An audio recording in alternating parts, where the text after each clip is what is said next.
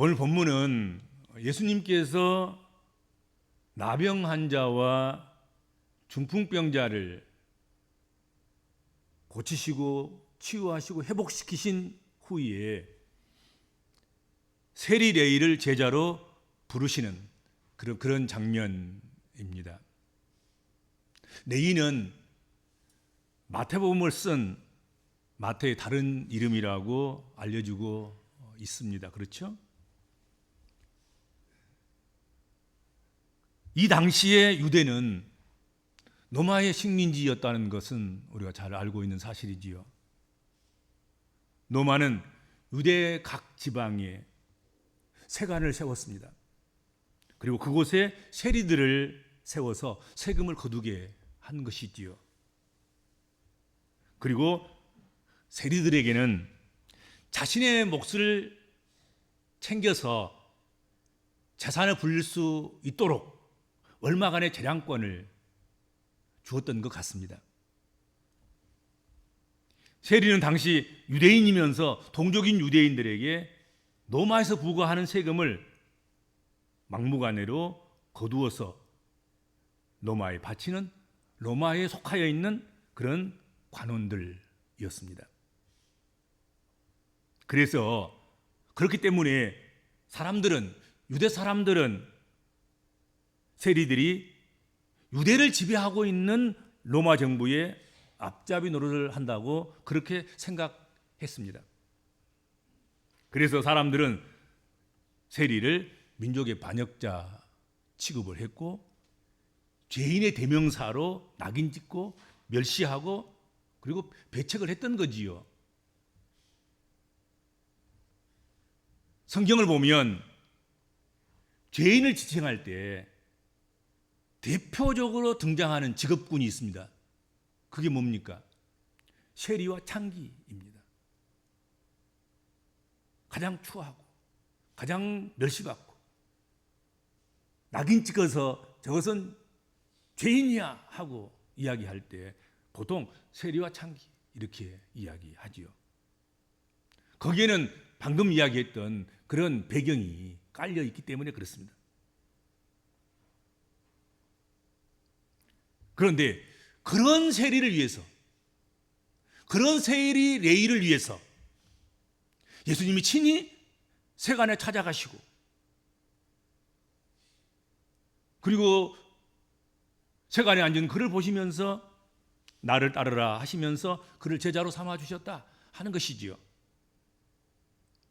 오늘 본문 27절 말씀 보면 레위가 지나가면서 주님을 보고 먼저 주님을 따르겠다고 나선 것이 절대로 아닙니다. 다른 어떤 사람들보다도 예수님을 만나기 위해서 달려나오거나 옥상으로 올라가거나 또 키가 작은 삭개오처럼 뽕나무 위로 올라간다거나 또는 겉옷을 벗어던지고 나를 불쌍히 여기소서 하고 달려나갔던 그 사람처럼 그렇게 하지도 않았습니다. 그냥 세관에 앉아 있었어요. 근데 예수께 찾아오신 것입니다. 예수님은 세관에 앉아 있는 세리 레위를 보셨습니다. 여기 보셨다, 보시고라는 이 동사는 관찰자가 주의 깊게 보는 것, 즉 눈여겨보는다 그런 의미를 가진 그런 단어가 사용되었습니다. 눈여겨본 거예요. 예수께서 지나가시다가 세관에 앉아있는 세리 레위를 눈여겨보셨다. 따라서 우리는 여기서 예수님께서 세리 레위를 주의 깊게 살펴보아서 그를 특별히 골라내셨음을 알 수 있다는 것이죠. 무턱대고 아무렇게나 그냥 부르신 게 아니에요. 보시고 세밀하게 주의하게 주의해서 깊게 살펴보고 관찰한 다음에 관찰해서 그게 다 거기 포함되어 있는 거예요. 예수께서 보셨다는 의미 말씀 가운데. 예수님은 레위를 단순히 직업이나 과거의 제약으로 그를 판단하지 않았습니다. 그의 겉모양만 보고 판단하지 않으셨습니다. 그 안에 있는 가능성과 은혜를 받을 만한 그릇을 그에게서 찾으신 것이고 그에게서 보신 것이다 하는 것이지요.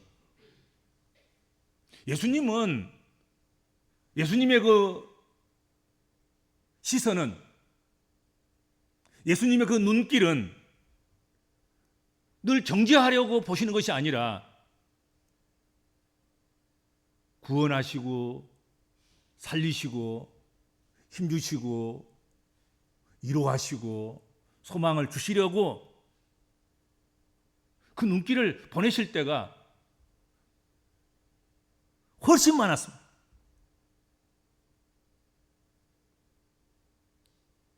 그 눈길로 세리 레이를 보신 거지요.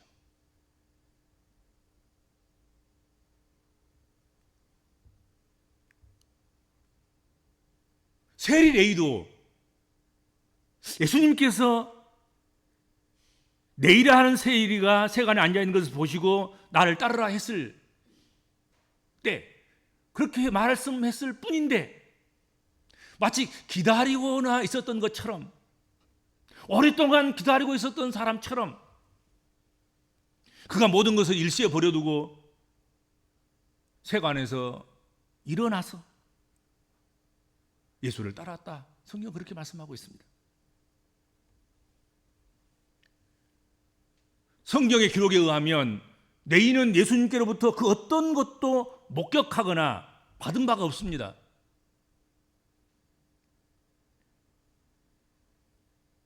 그는 세관에 앉아서 자기 직무를 다하는데 몰두했던 그런 인물이에요.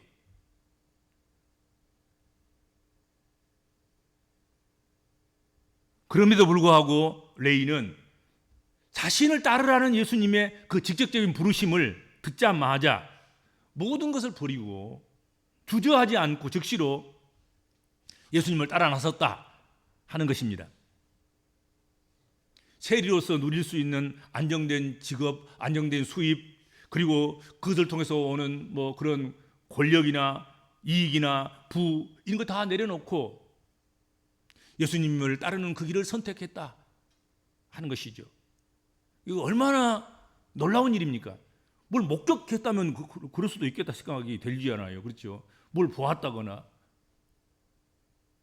근데 세가래만 앉아 있었던 사람인 거잖아요. 그런데 레이야 나를 따르라 그렇게 말씀하시자 세관에서 앉은 자리에서 내려와서 군소리하지 않고 주님을 따랐다 이거죠. 놀라운 것 아니겠습니까?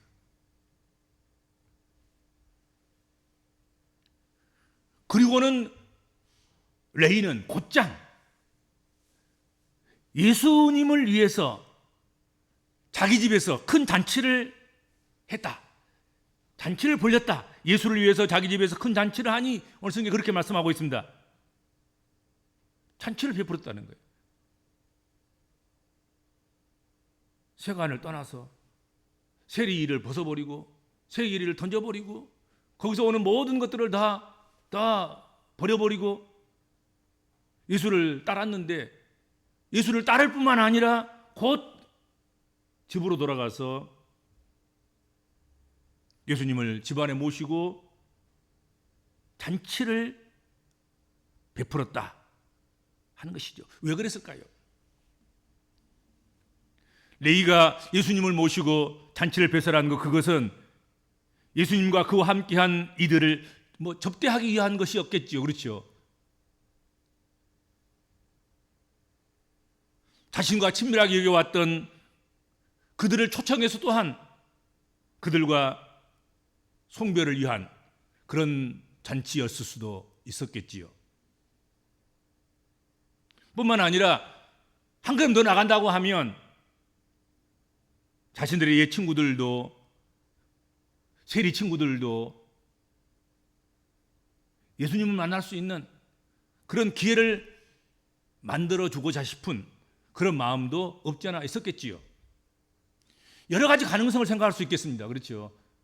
잔치야 이것 때문일 수도 있고 저것 때문일 수도 있고 싸잡아서 다 전부 모든 것들을 다 이 모든 것들을 다 우리 생각할 수 있는 추측할 수 있는 그 범위 내에서 그런 마음들이 다 그게 합해져서 잔치를 베풀을 수도 있겠다. 그런 생각을 해보게 됩니다. 어떻든 레위는 자신을 세리의 자리에서 떠날 수 있도록 이끄시고 도우신 예수님께 대한 감사한 마음과 자신의 옛 동료들을 예수님께 소개해서 그들도 자신과 같이 할 수만 있으면 결단하도록 하는 그런 전도의 마음으로, 영혼 사랑하는 마음으로 잔치를 베풀고 동료들을 초청했을 것이다. 그렇게 생각을 해보게 됩니다. 그리고 그 마음을 이해했는지 어쨌는지 모르지만 세리의 집에 많은 세리들이 그리고 많은 사람들이 거기 참석했다. 성경은 그렇게 말씀하고 있습니다. 그렇죠?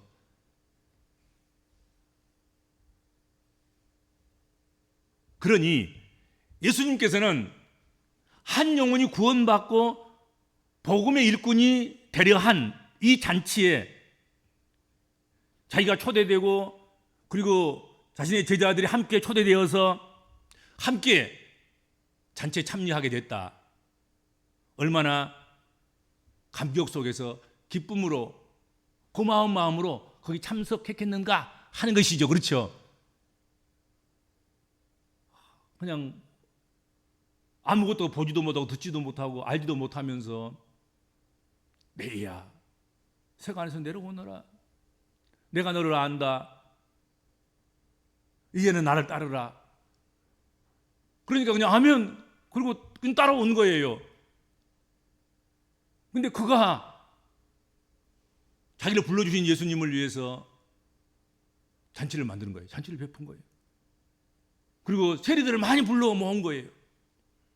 그리고 사람들을 초대해 준 거예요. 그리고 잔치가 거나하게 이루어지게 된 것이죠. 그런 융숭한 대접을 받고 있는 자기 마음을 알아주어서 잔치를 베푼 그 세리 레위에 대해서 얼마나 고맙게 생각하겠습니까? 기쁨이 충만했을 거라 생각합니다. 예수님께서 그래서 아마도 조금 다른 사람들이 볼 때는 좀 오해가 될 수 있을 만큼 그런 자세를 취했을지도 모르겠습니다. 뭐 권커니 박거니 뭐 하면서 잔치에 푹 빠졌을 수도 있어요. 그렇죠?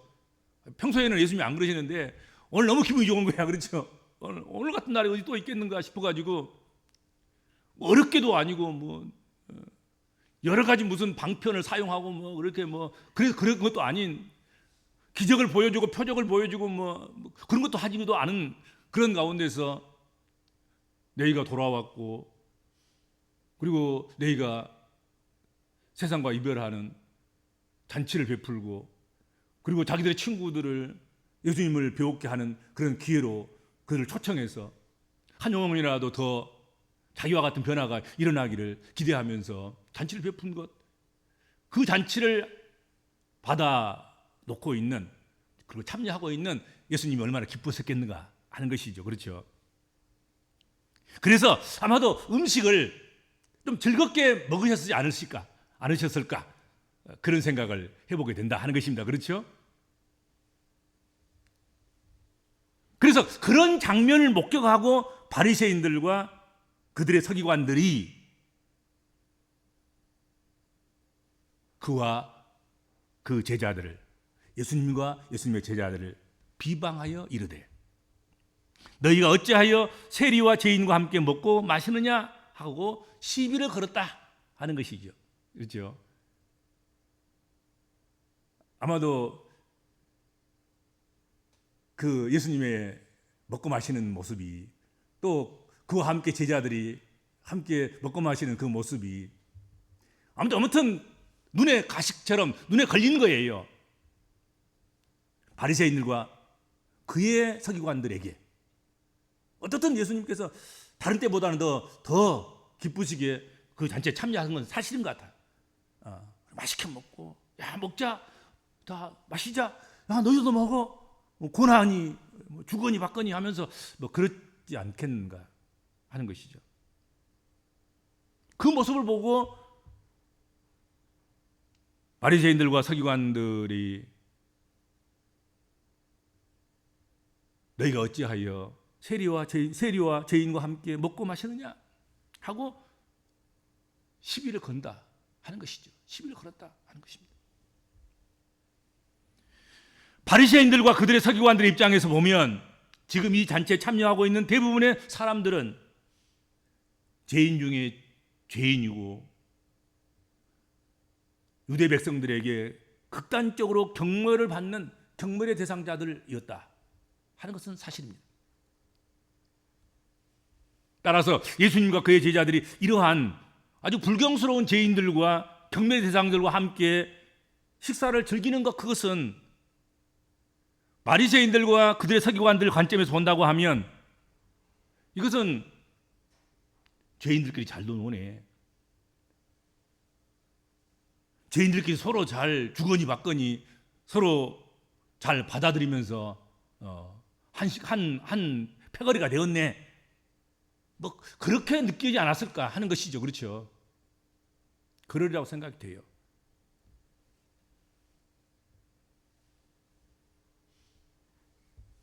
예수님께서는 바리새인들과 그들의 서기관들이 너희가 어찌하여 세리와 죄인들과 함께 먹고 마시느냐 하는 그 비난에 대해서 대답하시기를,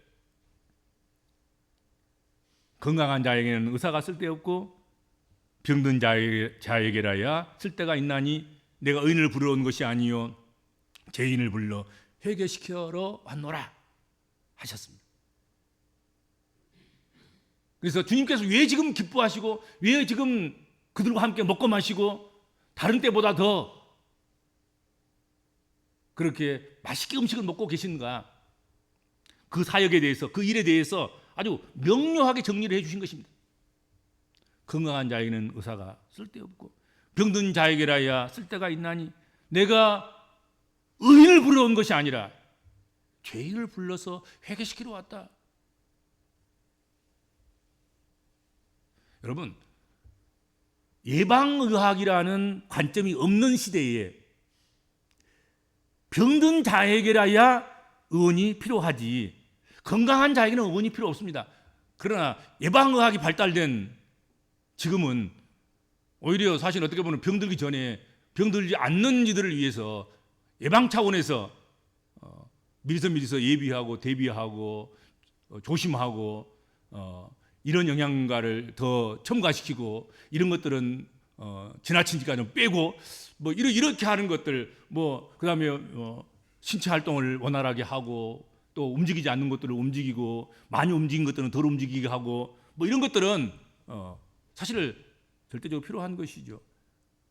근데 아마도 예수 당시는, 성서시대 당시는 그런 예방의학이라는 것이 별로 소용도 없었을 것이고 그런 예방의학이라는 그런 어떤 분야가 있지도 않았을 것이다 생각이 됩니다. 그렇죠? 그때는 병든 자에게 의원이 필요하고 병든 자가 의원을 찾아가든지 의원이 병든 자를 찾아서 고쳐주는 그런 역할을 했을 것이다 하는 것이죠. 마찬가지로 죄인에게 속죄자가 필요하지 의인에게는 속죄자가 필요 없었다 하는 것과 같은 의미이겠죠. 같은 말이죠. 예수님은 이 세상의 병든 자를 위한 의원으로 죄인을 구속하기 위한 속죄자로 오셨는데 지금 마태와 그 초대한 친구들은 병든 자와 같고 회개하고 제사함을 받아야 할 죄인들이므로 이들과 함께 먹고 마시는 것이야말로 의원의 치료 행위이고 속죄자의 속량 행위였다 이거지, 그렇죠? 그래서 나는 당연한 일을 하고 있다. 너희 채광경을 끼고 나를 바라보지 말아라. 나와 내 제자들을 그렇게 평가절하하고 함부로 속단하고 그렇게 하지 말아라.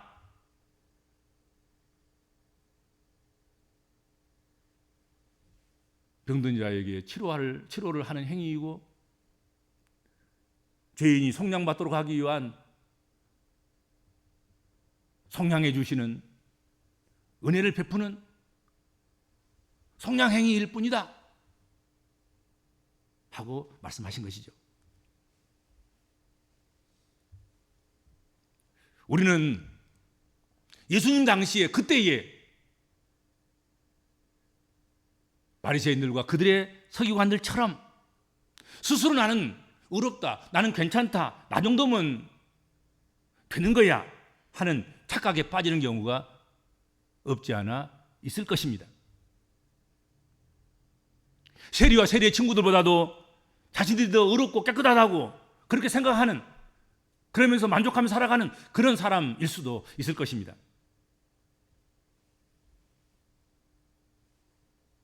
그러나 진정한 치유는 자신의 영적 질병을 인정하는 데서부터 시작된다 하는 것을 잊어서는 안 됩니다. 신앙생활은 내가 의롭다는 것을 증명하는 것이 아니라 나는 이래서 의롭고 나는 저래서 의롭습니다 하고 자신의 의로움을 증명하는 것이 아니라 날마다 주님 은혜 없이는 한순간도 살 수 없음을 고백하는 그런 고백적인 삶이 바로 신앙의 삶이고 믿음의 삶이다 하는 것이죠. 나를 의롭다고 인정받기 위해서, 의롭다는 것을 증명하기 위해서 내가 그렇게 살아가는 삶이 믿음의 삶이 아닌 거예요. 자꾸 죄를 찾아내서 내가 죄인인 것을 고백하면서, 나의 병을 찾아내서 내가 병든 자인 것을 고백하면서 살아가는 것, 그것을 치유하고 고치며 속량하고 깨끗하게 하면서 살아가는 것, 그것이 믿음 생활이라는 거지요. 복음은 자기 의를 내려놓고 주님 앞에 병든 자로 서는 순간 비로소 복음의 능력이, 구원의 능력이 역사하게 된다 하는 것이죠.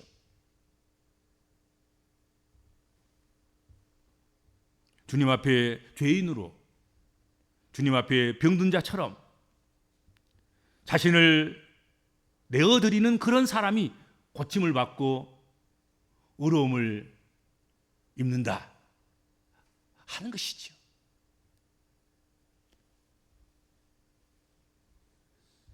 교회 공동체 역시 건강한 사람들의 모임이 아니라 병든 자들이 치유하는 곳, 의인이 모이는 곳이 아니라 죄인들이 모여서 회개를 이루는 곳, 그렇게 되어야 하고 그렇게 여겨야 할 것입니다.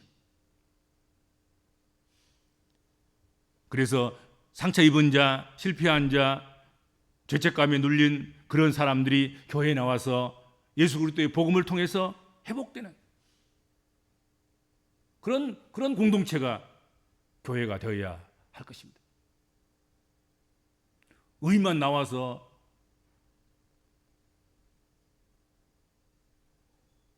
건강한 사람만 나와서 깨끗한 사람만 나와서 그걸 인정받는 그런 공동체가 아니라 모든 죄인이 다 나와서 죄를 회개하고 죄인이 복음으로, 믿음으로 우러져 가고